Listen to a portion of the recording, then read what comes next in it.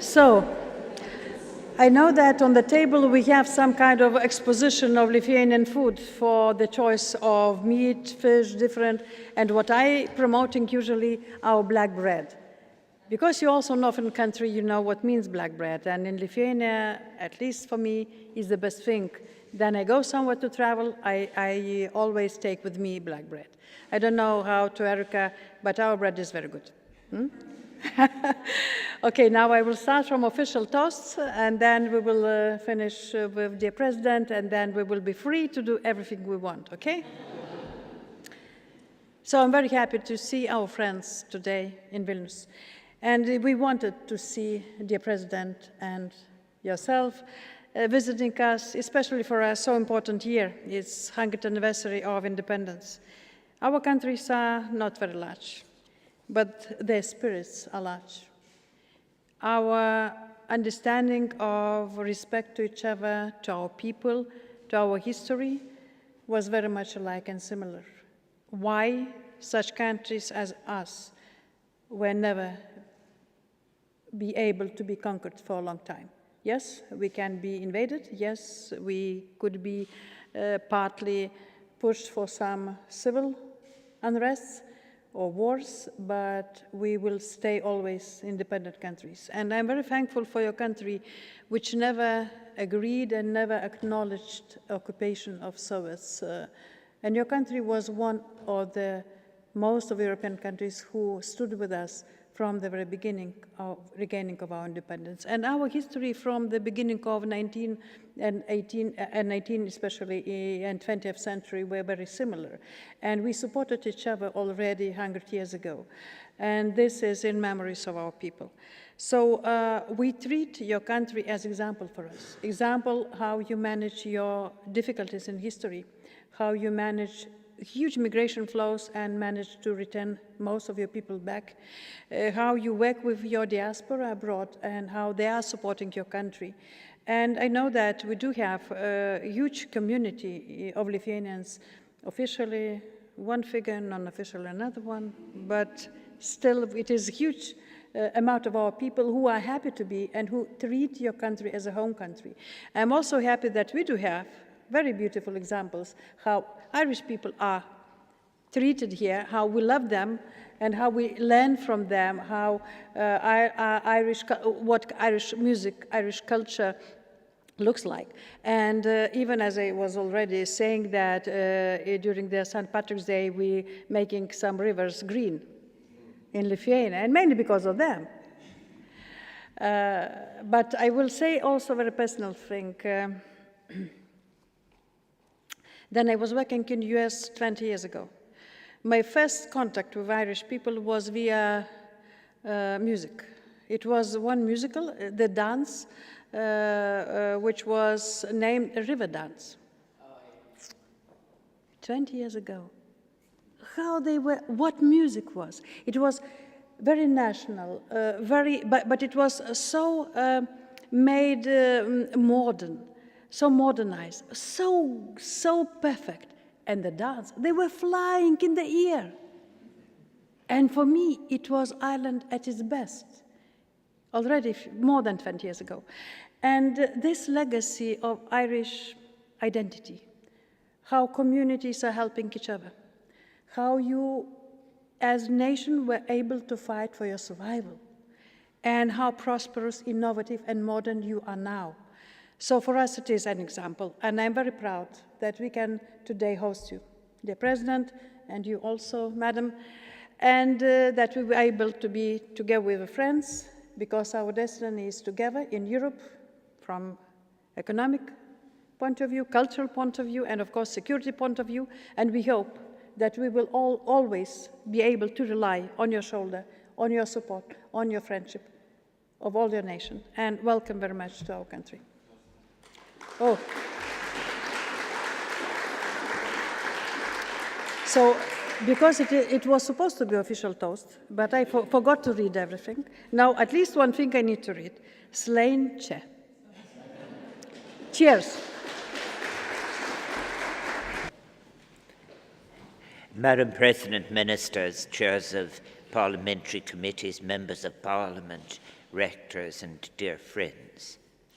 Permit me in the beginning maybe to just, as we are both communities and nations that value our traditional language, to just say just a few words in our own 5,000-year-old language. So a ukdrain is iana specialta, querin she firkin ohasarm hen mo weekes sa glaculat a sachtan firkin folcha dare to romain ram van kele etsan a toy test lam agus a gohoirehe ta ma harve fuichti ta sagt na kainten vi an rehun lei. The President, Ministers and Chairs of Committees and Rectors and distinguished guests, as I have just said in Irish, I am so grateful to have had the opportunity of visiting Lithuania, and I want to thank you, President, for your generous words of welcome here tonight and for all of the preparations that were made for our visit. I do so on my own behalf, on behalf of my wife Sabina, Minister Staunton, who represents the Irish government, and all of our delegation. I think, as we are separated by the breadth of a continent, but we have, as you have said, so very much in common. We have many parallel historical experiences of colonization, on the receiving end of colonization, and also of occupation and of a struggle for freedom. Visiting Lithuania reminds one of how people who are deeply committed to freedom sought freedom, renewed freedom, re-established independence 100 years ago. And this particular year is important as we share centenaries, our own significant actions that led to the establishment of our independent state, and indeed Lithuania's great struggles, as I have said, in different circumstances for the sustenance of its freedom. Our two nations, I think, are sustained, and you mentioned river dance, by a deep commitment to culture and music, which of course knows no boundaries. But I think they're also of having a vision that is reflected through, I think, an indomitable pursuit of freedom that gives, I think, as well, peoples the opportunities of building just, inclusive and free societies. And that's why I think it was so rewarding and encouraging in the conversations that we've had, is not only the long memory, but also the deep commitment to take advantage of the possibilities that we share as people who have had an experience of traveling abroad internationally, but a vision of the European Union which is inclusive. And also very particularly in our wonderful conversations this morning, both between ourselves and also with officials, of the possibilities of a European Union that can embrace the diversity and the richness of what you have described. And we would say, in Irish, I refer to it so frequently as na féidirach tí gan teorann. That is, the possibilities that are there without limit if people prepare for it.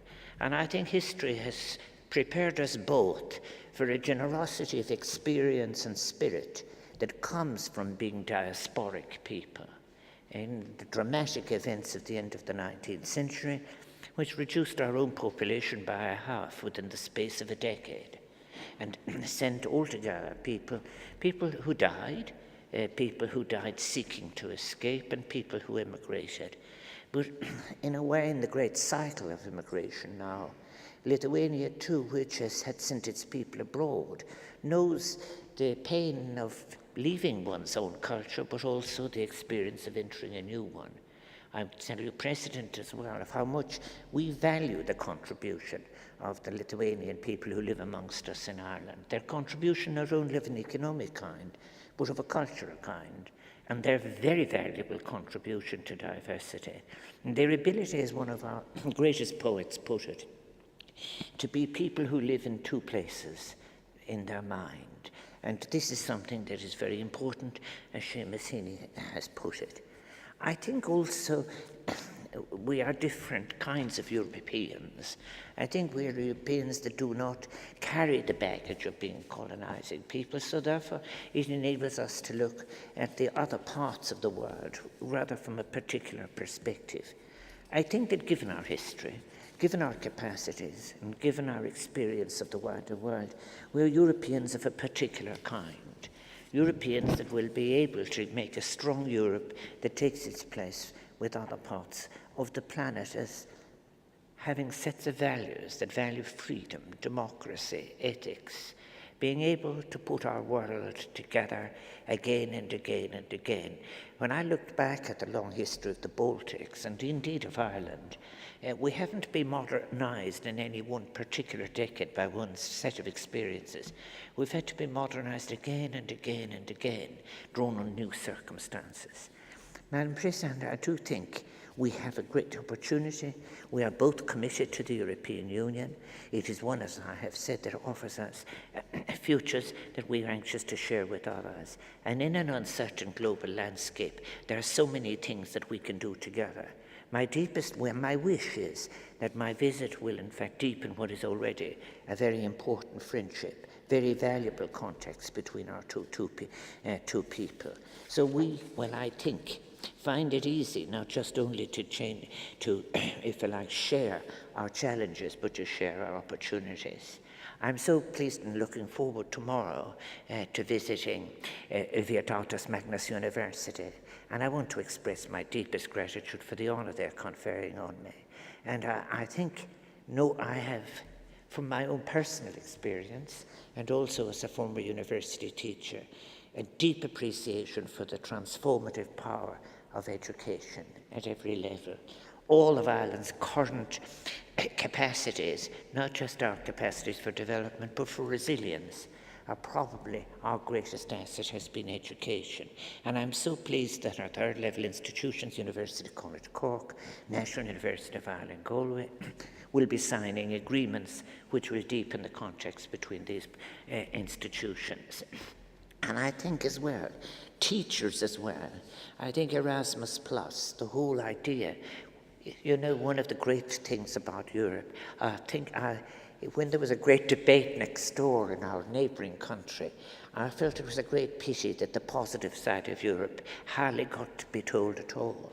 Then, for example, all those students who've crossed borders to study in each other's country, in different countries, the million babies that have been born to Erasmus couples all over Europe, and the great opportunities for security and peace and understanding that is there if people who are scientists and theorists and philosophers and technologists and others move between each other's institutions. Already it is there in a practical sense in Horizon, for example. Madam President, what it has been such a very, very great pleasure. Is modam mawicus aglakos kolakos avitu. I thank you for your welcome and for hospitality, that great European virtue which you have reflected so well. And it gives me the greatest pleasure to ask all of us now to raise our glasses and drink to the President and the people of Lithuania and the deepening of friendship between our two peoples, Ireland and Lithuania. Slán Jesper Bannacht, to Lithuania and Ireland.